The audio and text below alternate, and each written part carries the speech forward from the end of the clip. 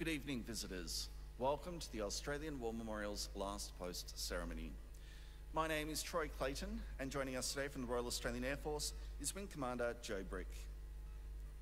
We warmly welcome the family of Temporary Major Ivor Kingsley Whittaker, whose story will be told shortly. We welcome the veterans who have served, those that are still serving, and the families that support them. We also acknowledge the members of the RSL and Services Club Association, RSL Victoria, and RSL Queensland who are watching this ceremony broadcast across Australia. During the ceremony, wreaths will be laid at the base of the Pool of Reflection by family, visitors, and students on behalf of the following schools. From New South Wales, Stockton Public School and St Mary's School, Orange East, and from South Australia, Craigburn Primary School from Flagstaff Hill. Australia's Federation Guard is the tri-service ceremonial unit of the Australian Defence Force. They provide a ceremonial presence at civil and military events and during visits to Australia by foreign dignitaries.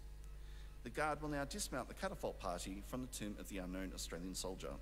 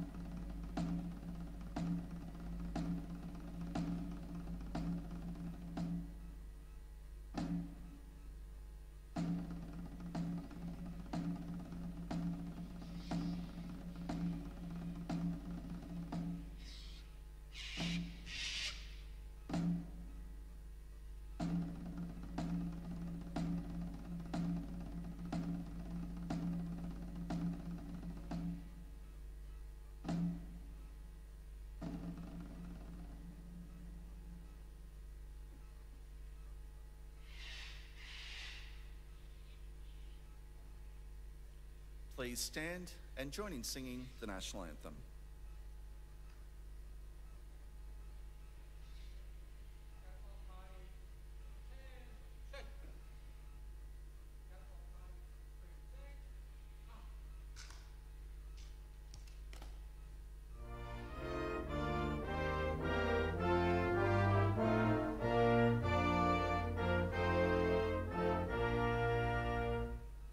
Australians, oh, let us rejoice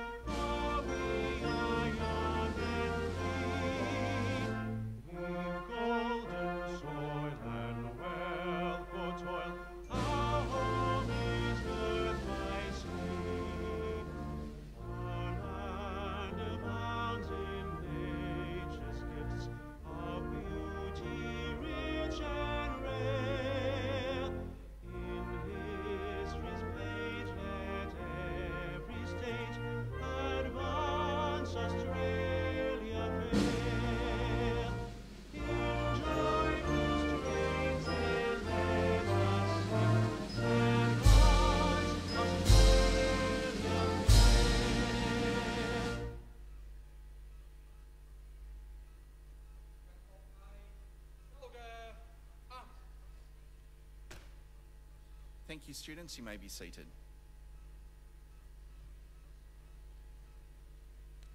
The Australian War Memorial was the vision of Charles Bean, Australia's First World War official historian. Bean landed with the Australian troops on Gallipoli and stayed with them at the front through to the end of the war. The idea of this national memorial and museum came to him at Pozières, France, in the depths of the bloody fighting of 1916. Bean's idea was that this would be a place where families and friends could mourn their loved ones buried in faraway places. It would also be a place that could help all Australians understand what these men and women had endured and what they had done for us. Bean's vision, to which we remain true, is best expressed as inscribed in the entrance to the memorial's galleries. Here is their spirit, in the heart of the land which they loved, and here we guard the record which they themselves made. Tonight, we will read the story behind just one of those on the Roll of Honour, which lists the names of more than 102,000 men and women who have given their lives for us in war and operations for more than a century. But first we present a lament, Flowers of the Forest. Wreaths or floral tributes will now be laid at the base of the Pool of Reflection.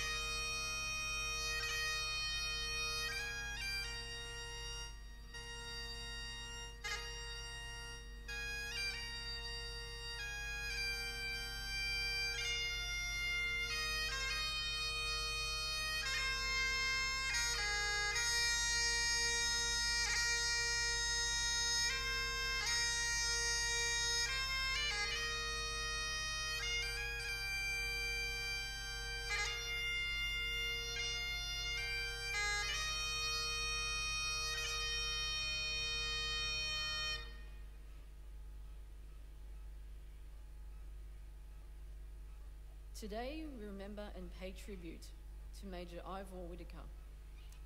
Ivor Kingsley Whittaker was born on the 14th of August 1910 in Brunswick, Victoria, to Robert and Muriel Whittaker. He had two younger sisters, Shirley, who was born when he was 4 years old, and Marcel when he was 7. The young Ivor Whittaker was educated at Scotch College, where he was involved in rowing, athletics, and was the school pianist. He was also a noted skier representing Victoria and becoming a founding member and president of the University Ski Club. In 1931, he won the prestigious Silver K Trophy in Switzerland. In line with his passion for skiing, Whittaker was an expert accordion player, performing a range of Swiss and Austrian skiing songs at ski lodges in the evenings. Whittaker began his military career with the Scotch College Cadet Corps. When he went on to study commerce at Melbourne University, he joined the Melbourne University Rifles and even served as a guest officer in an English regiment on the Salisbury Plain during an overseas visit. By the age of 25, Whittaker was secretary of the family business of Whittaker Clothing and had visited clothes manufacturers as far away as New York and London in order to study their practices. His sister Shirley, who was a promising tennis player, died in June 1939, aged 25, after suffering a long illness. Shortly after war broke out in Europe, Whittaker enlisted in the 2nd Australian Imperial Force in October 1939. He was appointed an intelligence officer of the 17th Infantry Brigade as part of the 6th Division. After attending staff and command school in Sydney throughout December, Captain Whittaker became engaged to Margaret Simons before joining his unit at Puckapunyal in February 1940. The 17th Infantry Brigade left Australia on the 14th of April 1940, arriving in Kantara, a town on the western side of the Suez Canal, in May. During the trip, Whittaker gave lectures on map reading.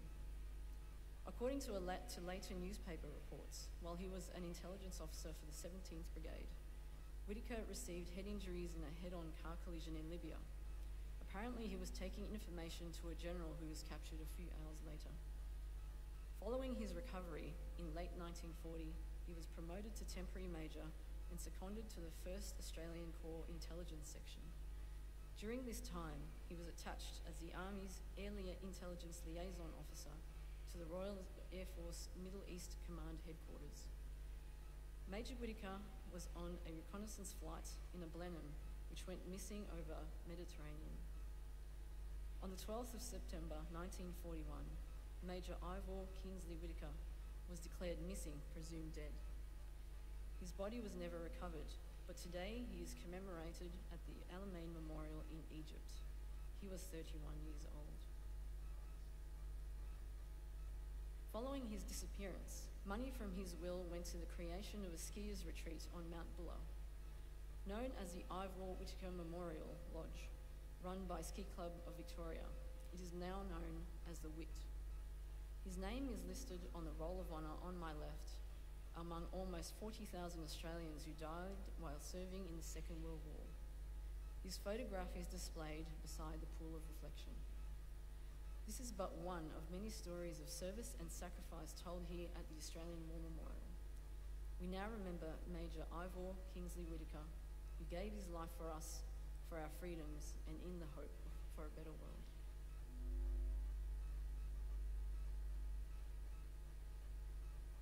Please stand for the reading of the Ode and the sounding of the last post.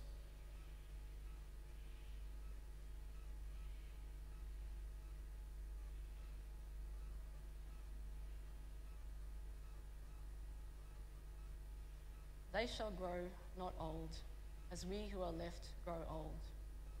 Age shall not weary them, nor the years condemn. At the going down of the sun and in the morning, we will remember them.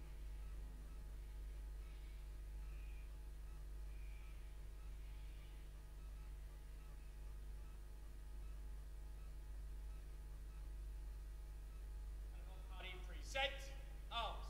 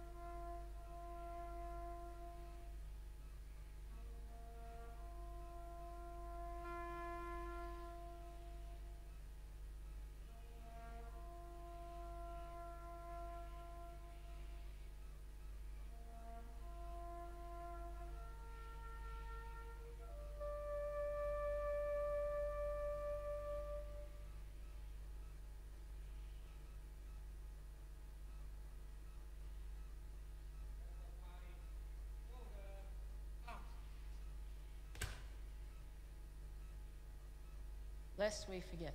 lest we forget.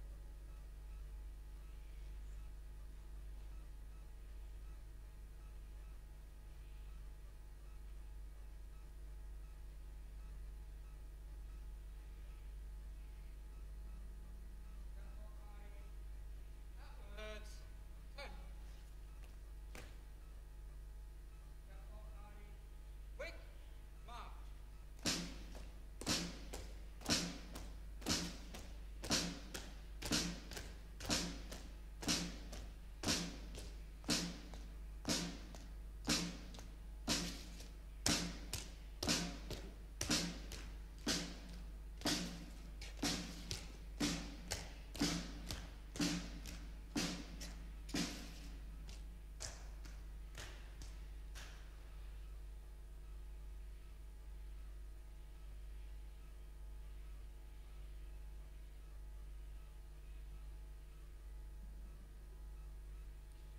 We leave you this evening with the words of the memorial's founder, Charles Bean. Many a man lying out there at Pozières or in the low scrub of Gallipoli with his poor, tired senses barely working through the fever of his brain has thought in his last moments, well, it's over. But in Australia, they will be proud of this. Ladies and gentlemen, girls and boys, that concludes the last post ceremony. We'd like to thank you for visiting the Australian War Memorial. Wish you all a very good evening. Thank you.